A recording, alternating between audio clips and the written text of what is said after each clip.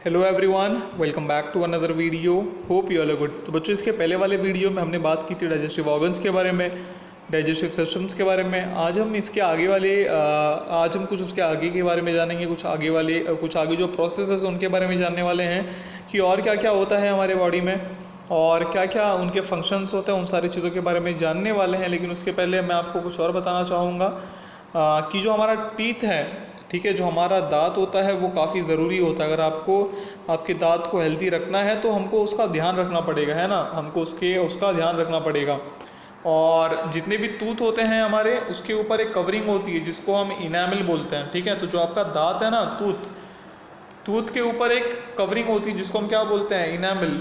Enamel क्या करता है, प्रोटेक्ट करता है जो अंदर का जो हमारा डेलिकेट या जो एकदम मुलायम हिस्सा है ना टूथ के अंदर का, उसको बचाता है। और जो इनामल होता है वो काफ़ी हार्डेस्ट होता है, काफ़ी हार्ड होता है ना। Enamel is the hardest substance in our body. यही रीज़न है कि मतलब आप देखो बहुत सारे जो है बहुत हार्ड चीज़ें भी आप खा सकते हो। जैसे अगर आपको जो है शुगर केन खाना हो, गन्ना खाना हो, तो आप उसको अपने दांतों से तोड़ सकते हो क्योंकि आपका दांत उतना मजबूत है, ठीक है। अगर इनामल नहीं होता तो शायद आप वो काम नहीं कर पाते, आपका दांत टूट जाता उसी समय, ठीक है। तो इनामल जो है सबसे हार्डेस्ट सब्सटेंस होता है हमारे बॉडी का, जो हमारे टूथ के ऊपर मिलता है, ठीक है। और अगर आप आपके दांत को क्लीन नहीं रखोगे तो ये जो इनामल है ना, जो हमारे टीथ को क्या करता है, बचाता है, वो करोड हो जाता है और टीथ डीके स्टार्ट होता है, मतलब हमारा दांत सड़ना स्टार्ट हो जाता है, ठीक है। तो जब भी हम मील लेते हैं, मतलब जब भी हम खाना खाते हैं, तो हम जो है बहुत सारा अलग अलग टेस्ट या फ्लेवर हमको जो है एक तरीके से मिलता है जब हम वो खाना खाते हैं, है ना। तो हम उसको सेंस किससे करते हैं, हमको कैसे मालूम पड़ता है हाँ खाना टेस्टी बना है कि बेकार बना है, या मतलब कैसा बना है। तो वो हमको मालूम पड़ता है हमारी टंग से और नोज़ से, मतलब जो खुशबू है वो नोज़ से आती है, टेस्ट टंग से मालूम पड़ता है। लेकिन कभी कभी हमको जो है फूड आइटम का टेस्ट कभी कभी मतलब या फिर जो है उनकी जो खुशबू है वो अच्छी नहीं आती है। तो ये किस वजह से, ये क्यों होता है, ये इस वजह से होता है कि जो आपका फूड है वो कभी कभी ख़राब हो जाता है, या अगर ख़राब हो गया है फूड तो उसका स्मेल आपको अच्छा नहीं आएगा। तो आपको जो है उस समय ध्यान देना चाहिए और वैसे फूड को चेंज करना चाहिए, ठीक है। तो मतलब आपको जो है उसमें चेंजेस देखने चाहिए। उसके साथ साथ अगर फूड बहुत ज़्यादा बेकार हो गया है तो आपको उसको नहीं खाना चाहिए। तो ये सारी चीज़ें आपको ध्यान रखनी चाहिए। चलो स्टार्ट करते हैं आज का lecture energy for the body से, ठीक है। अब हमारे बॉडी को एनर्जी चाहिए होता है, हम सबको पता है। अब रेस्पिरेशन ऑक्सीजन की वजह से, ठीक है, मतलब रेस्पिरेशन की वजह से ऑक्सीजन हमारे बॉडी के ब्लड में आ जाता है, मतलब ब्लड में आ जाता है और ब्लड से हर पार्ट्स में, बॉडी के हर पार्ट्स में स्प्रेड हो जाता है, ठीक है। तो जो सब्सटेंस फॉर्म होते हैं, कहाँ फॉर्म होते हैं, in the process of digestion के प्रोसेस में। मतलब मैंने बताया ना आपको कि हमारा खाना पचता है तो उस समय एक सब्सटेंस फॉर्म होता है, तो वो भी खून से ही मिल जाता है, वो हमारे ब्लड से मिल जाता है और हमारे अलग अलग हिस्सों में पहुंचता है, हमारे अलग अलग बॉडी पार्ट्स में पहुंचता है, ठीक है। इनमें से कुछ सब्सटेंसेस जो है एक्ट करते हैं as a fuel for the body, तो ये फ्यूल की तरह काम करते हैं हमारे बॉडी के लिए। तो जब ऑक्सीजन ब्लड में जो है जब ऑक्सीजन जो ब्लड में रहता है, जब वो अलग अलग पार्ट में पहुंच जाता है हमारे बॉडी के, ठीक है, तो वो एक तरीके से हेल्प करता है। It helps the slow burning of this substances giving energy to the body. तो क्या करता है, वहाँ से हमको अच्छी खासी एनर्जी मिलती है। और बॉडी क्या करता है, बॉडी इसको यूज़ करता है पूरा जो अपना काम है वो करने के लिए, to carry out all its task. The body uses this energy to carry out all its task. समझ आ रहा है आपको। तो इस तरीके से सारी चीज़ें जुड़ी हुई हैं। अब ज़रा बात करते हैं ब्लड के बारे में। जैसा हमने देखा कि ब्लड का रोल यार काफ़ी इंपॉर्टेंट है, तो ब्लड का सर्कुलेशन कैसा होता है, ब्लड कैसे घूमता है, उसके बारे में ज़रा बात कर लेते हैं। तो हम सबको पता है कि ब्लड जो है कैरी करता है ऑक्सीजन, जो उसको कहाँ से मिलता है, एयर से मिल जाता है।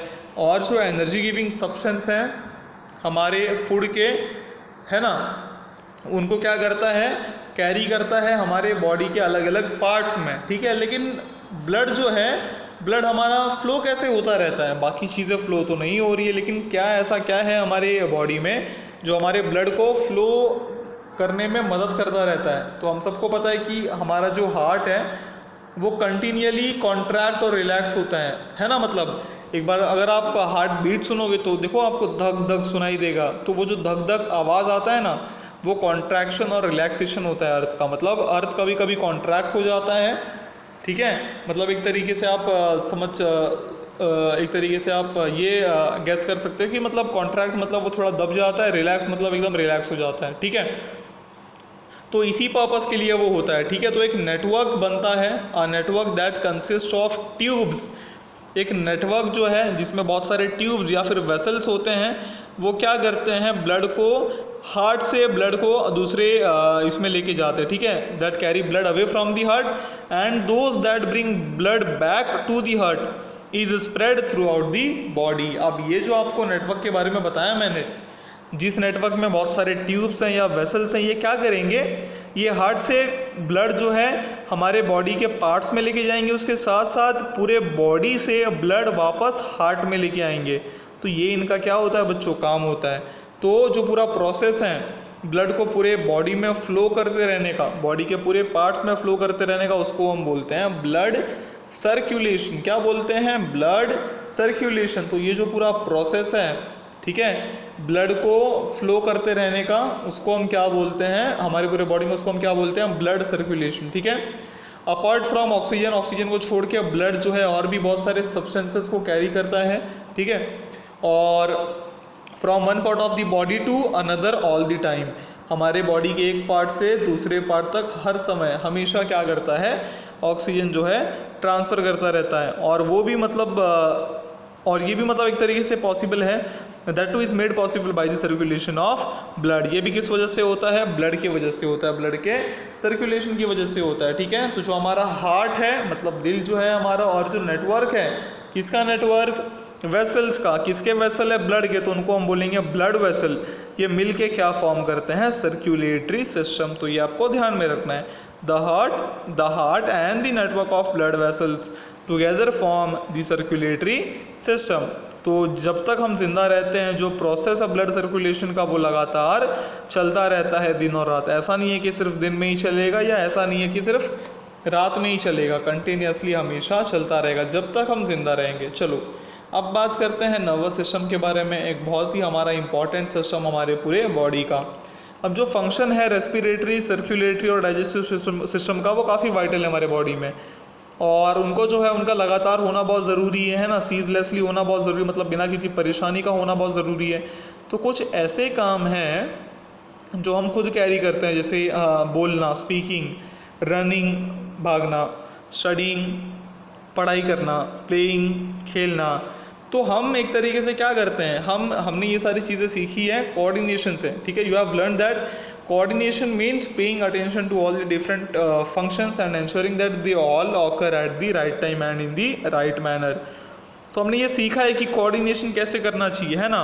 अब कोऑर्डिनेशन का मतलब क्या होता है, कोऑर्डिनेशन का मतलब कि ध्यान देना कि क्या सारे फंक्शंस अच्छे से हो रहे हैं, मतलब सही टाइम पे सही फंक्शन हो रहा है कि नहीं, सही मैनर में। तो ये जो कोऑर्डिनेशन मेंटेन करने का काम होता है, ये किसका काम होता है, ब्रेन का, ठीक है। इस वजह से ब्रेन काफ़ी इम्पॉर्टेंट पार्ट होता है हमारे बॉडी का। तो एक नेटवर्क रहता है जो जुड़ा हुआ रहता है हमारे ब्रेन से, और वो नेटवर्क, जैसे देखो हमने ट्यूब्स की बात की थी या वेसल्स की बात की थी हार्ट के मामले में, सर्कुलेशन के मामले में, उसी प्रकार ब्रेन से भी जो है एक नेटवर्क जुड़ा होता है, जो ब्रेन से पूरे बॉडी में जुड़ा हुआ होता है। ये जो नेटवर्क है, ठीक है, ये किसका नेटवर्क रहता है, ये नेटवर्क रहता है नर्व्स का। This is a network of nerves. अब ये क्या करता है, ये जो है ना मैसेज कैरी करता है to and fro between the brains and the parts of the body. मतलब ब्रेन से बॉडी को मैसेज देगा, बॉडी से ब्रेन को मैसेज देगा। एग्जांपल अगर मैं देना चाहूँ, जैसे अगर आपके हाथ में किसी ने आपको जो है मार दिया, या आपका हाथ अगर कट जाता है, तो तुरंत वो जो नर्व, अब जैसा मैंने बताया कि नर्व आपके हर पार्ट से जुड़ा होगा बॉडी के, तो वो पार्ट जो आपका कट गया है, वो जो नर्व है जो उस पार्ट से जुड़ा होगा, वो ब्रेन को इन्फॉर्मेशन देगा कि भाई इसका हाथ कट गया है। फिर ब्रेन बताएगा कि क्या करना है अभी। तो देखो, जब भी हमारा कुछ हाथ वगैरह करते हैं, हम तुरंत जाते हैं, हाथ वॉश करने लगते हैं, या उसको दबा देते हैं ताकि खून और ज़्यादा फ्लो ना करे, या डॉक्टर के पास चले जाते हैं, या बैंडेज ले लेते हैं, बहुत सारा ऐसा काम करते हैं। तो हमको मालूम कैसे पड़ता है, ये ब्रेन के वजह से मालूम पड़ता है, ठीक है। तो इसी तरह बॉडी ब्रेन को मैसेज करती है, और ब्रेन बॉडी को मैसेज करता है कि मतलब अब हमको क्या करना चाहिए, ठीक है। तो इस वजह से ब्रेन काफ़ी इंपॉर्टेंट और वाइटल पार्ट होता है हमारे बॉडी का, ये हमको हमेशा ध्यान रखना चाहिए। ओके, आगे बढ़ते हैं। तो जो ब्रेन और जो नेटवर्क ऑफ नर्व्स हैं, इनको हम एक साथ क्या बोलते हैं, नर्वस सिस्टम। ये आपको याद रखना है, इसको आप लिख भी सकते हो, इसको लिख भी लेना, इसको आपको याद भी रखना है कि the brain and the network of nerves are together called the nervous system. अब जो नर्वस सिस्टम होता है वो फंक्शन करता है, क्यों फंक्शन करता है, ठीक है, to coordinate all our bodily function. तो हमारा बॉडी जो है जितना भी फंक्शन परफॉर्म करता है उन सबको कोऑर्डिनेट करने के लिए ये नर्वस सिस्टम फंक्शन करता है, मतलब काम करता है। समझ आ रहा है आपको?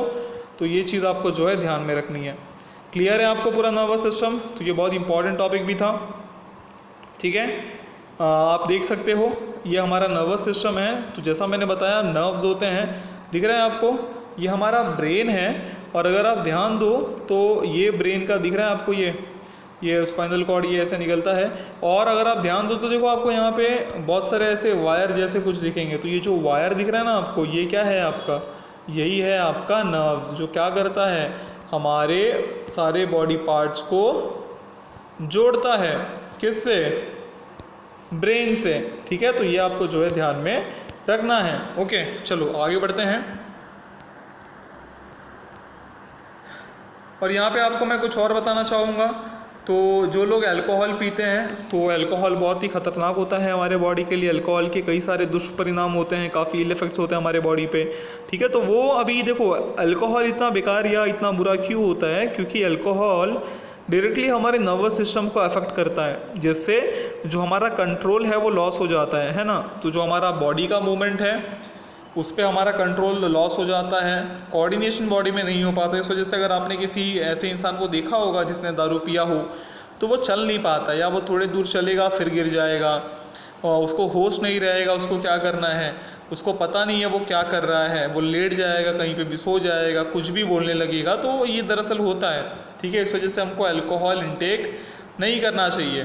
तो अगर कोई इस वजह से जो है ये काफ़ी ये होता है। और अगर आप दारू पी के गाड़ी चला रहे हो तो बहुत बड़े ख़तरे में हो, आप बहुत ज़्यादा बड़े ख़तरे में हो, क्योंकि जैसा मैंने बताया कि कोऑर्डिनेशन या जो आपका मूवमेंट है आप भूल जाते हो, ये लॉस हो जाता है। तो उस चीज़ का आपको ध्यान रखना चाहिए।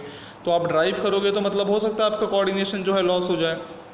तो इस वजह से अल्कोहल पीने के बाद हमको ड्राइव नहीं करना चाहिए।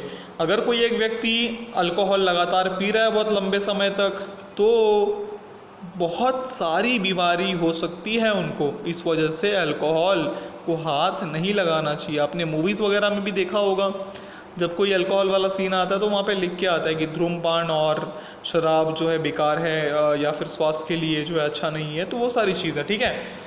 अब इससे अगर आप बहुत लंबे समय से पी रहे हो तो अल्सर हो जाएगा आपको inner lining of digestive organs में, ठीक है।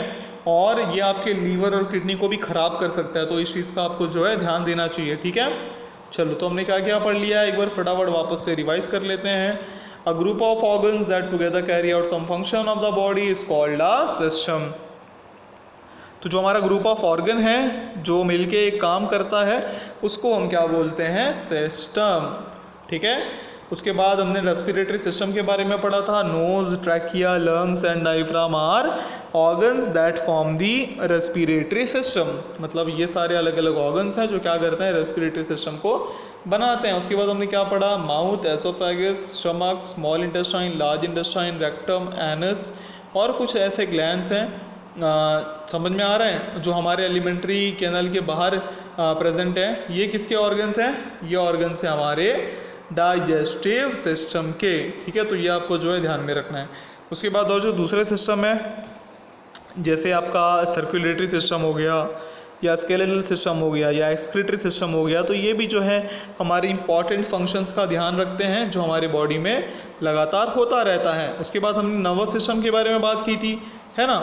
तो नर्वस सिस्टम क्या करता है, कोऑर्डिनेट करता है सारे फंक्शंस को जो हमारे बॉडी में होते हैं, और हमको एक तरीके से हेल्दी लाइफ जीने में जो है हेल्प करता है। तो कौन हेल्प करता है, सारे ही फंक्शंस एक हेल्दी लाइफ जीने के लिए हमको हेल्प करते हैं, अगर ये स्मूथली चले तो यहाँ पे एक छोटा सा टॉपिक छूट गया था, इसको भी पढ़ लेते हैं, other systems in the body. तो हमने कुछ सिस्टम्स के बारे में पढ़ लिया, मतलब जो हमारे मेजर सिस्टम्स थे हमने उनके बारे में पढ़ लिया। कुछ जो माइनर सिस्टम्स हैं उनके बारे में भी पढ़ लेते हैं, जिनका रोल उतना ही इम्पोर्टेंट है, ठीक है। तो हमने रेस्पिरेटरी, डाइजेस्टिव, सर्कुलेटरी सिस्टम के बारे में पढ़ा है ना, उसके बाद नर्वस सिस्टम के बारे में पढ़ा, लेकिन उसके साथ साथ और भी बहुत सारे ऐसे सिस्टम्स हैं हमारे बॉडी में, जैसे स्केलेटल सिस्टम हो गया। स्केलेटल सिस्टम मतलब जो आपके बोन्स वगैरह हैं, तो जो आपके बोन्स वगैरह सब मिल के जो काम करते हैं उसको हम स्केलेटल सिस्टम बोल देंगे, ठीक है। तो ये क्या करते हैं, ये सपोर्ट करते हैं, शेप देते हैं हमारे बॉडी को और प्रोटेक्ट करते हैं हमारे ऑर्गन्स को, है ना। अंदर क्या करते हैं, हमारे ऑर्गन्स को प्रोटेक्ट करते हैं। उसके बाद जो एक्सक्रीटरी सिस्टम है वो क्या करता है, वो हमारे वेस्ट सब्सटेंस को एक्सपेल करता है, मतलब बाहर निकालता है हमारे बॉडी के। तो ये जो पूरा वर्किंग है इन सिस्टम का वो काफ़ी ज़्यादा कॉम्प्लेक्स है, लेकिन ये काफ़ी इंपॉर्टेंट है हमारे लिए कि हमको इनकी इन्फॉर्मेशन हो, हमको पता हो कि कितना अच्छा है कितना बुरा है, या इनको बचाने के लिए हमें क्या करना चाहिए। तो इसी के साथ बच्चों हमारा ये चैप्टर होता है ख़त्म। आई होप कि आपको पूरा समझ आया होगा। इसी के साथ मिलेंगे अगले वीडियो में, जहाँ पे हम बात करेंगे एक नए चैप्टर के बारे में। Till then stay home, stay safe, thank you.